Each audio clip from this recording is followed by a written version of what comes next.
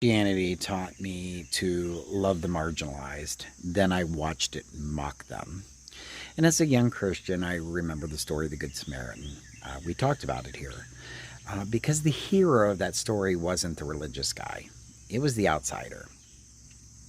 It was a person from the group that you were supposed to distrust and hate. The person you taught was wrong, and he was the one who stopped.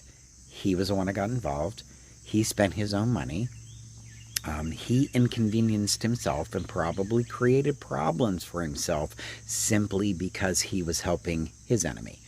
And that story told me something very simple. Everyone has value. And then Jesus says, whatever you did to the least of these, you've done to me.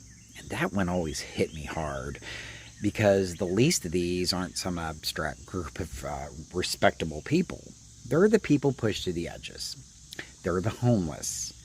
They're the immigrant, the mentally ill, the drug user, the prisoner, the person society has decided is dirty, dangerous, lazy, undeserving, or just beneath us. And Jesus basically says, how you treat them is how you treat me. When you mock them, you mock me. When you ridicule them, you ridicule me.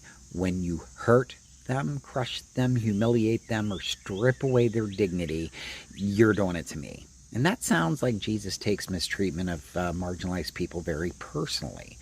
And I absorbed that message everywhere. I heard it in church. I read it in scripture.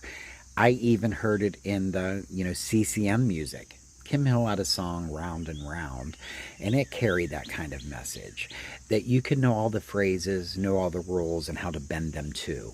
You know how to look righteous and still completely miss what was happening inside your own heart. There was the idea that in that song, one of the lines is, "It was in my head then, it's in my heart now."